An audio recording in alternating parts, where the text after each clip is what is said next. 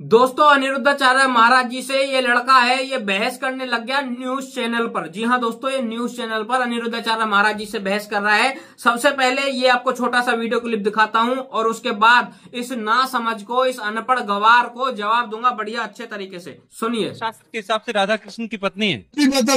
अभी बता दे कब उनकी शादी हुई थी? तारीख बता दी। रुको रुको बेटा, तारीख सुनेगा। कब उनकी शादी हुई थी? आपने गर्ग संहिता पढ़ी है? हाँ सब पढ़े हैं। बताओ गर्ग संहिता 16वां अध्याय उठा लो। कब शादी हुई थी? जब भगवान श्री, आपने वृंदावन आओ कभी, भांडीर वट है वहाँ वो स्थान है जहाँ ब्रह्मा जी ने राधा रानी का श्याम सुंदर से विवाह कराया। गर्ग संहिता में लिखा, ब्रह्म वैवर्त पुराण में लिखा, कुछ पढ़ा भी तो करिए। हमारी भरोसे बैठेंगे सब। पढ़ लीजिए। राधा और कृष्ण शादी में नहीं है। राधा और कृष्ण का विवाह नहीं हुआ। आपके कहने से नहीं होगा। हम कहें कि आपके माँ बाप का ब्याह नहीं हुआ तो आप मान लोगे? बिल्कुल सही जवाब दिया। इन्हें ये नहीं पता कि राधा का कृष्ण से ब्याह हुआ कि नहीं। वो बात सनातन की करने चले हैं, लेकिन बनेंगे ये, और आजकल नहीं है जीरो।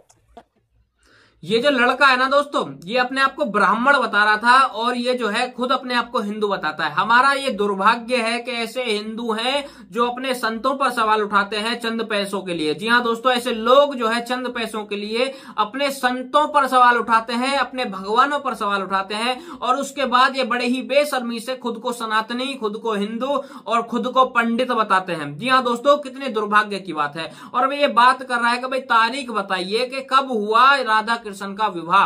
तो मैं तेरे से पूछना चाहता हूं, तेरे जो परदादा हैं, उनके जो परदादा होंगे उनकी तू मुझे तारीख बता दे कि भाई इस तारीख को मेरे परदादा के परदादा के परदादा की ब्याह हुआ, शादी हुई। बता सकता है क्या? अरे तू अपनी पिछली 4 पीढ़ियों के पिछली 4-5 पीढ़ी जो हैं उनकी शादी की डेट नहीं बता सकता। आगे बात समझ में। और तू ये कहता है कि भाई जो है राधा कृष्ण की शादी की डेट बता दो। इसका मतलब तो भाई तेरे घर वालों ने भी, तेरी पीढ़ी जो चलती आ रही है उन्होंने भी शादी नहीं करी होगी अगर तू नहीं बता पाएगा तो। यार मतलब जो है कुछ तो शर्म कर ले। हाँ, कुछ तो शर्म कर ले। तू अपने आप को जो है ब्राह्मण हिंदू बता रहा है और ये कह रहा है कि भाई मैंने सब कुछ पढ़ा हुआ है और तुम गलत बता रहे हो। अगर तूने कुछ पढ़ा होता ना तो आज तो इस तरीके से अनिरुद्धाचार्य महाराज जी को ये नहीं बोलता कि भाई तुम पढ़ लो, तुमको पढ़ने की जरूरत है। अनिरुद्धाचार्य महाराज जी ने तो बहुत पढ़ रखा है, वो दिन रात पढ़ते ही हैं भाई। वो इतने बड़े मंच पे आकर बैठे हैं तो भाई ऐसे ही आकर नहीं बैठ गए। जहां पर तू बैठा है और जहां पर अनिरुद्धाचार्य महाराज जी बैठे हैं, उन दोनों कुर्सियों में जमीन आसमान का फर्क है। अगर तू इतना ही पढ़ा लिखा होता, अगर तूने जो है इतने ही वेद शास्त्र जो है पढ़े होते तो अनिरुद्धाचार्य महाराज जी की जगह तू बैठा होता। अनिरुद्धाचार्य महाराज जी आज कथा नहीं कर रहे होते, आज तू कथा कर रहा होता।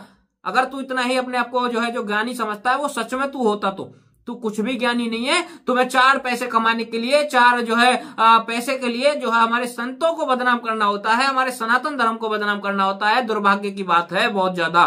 और शर्म आती है जब तेरे जैसे लोग ये बोलते हैं कि भाई हम भी हिंदू हैं, हम भी ब्राह्मण हैं, हमने भी वेद पढ़ रखे हैं, ऐसा कुछ नहीं हुआ जैसा तुम बता रहे हो।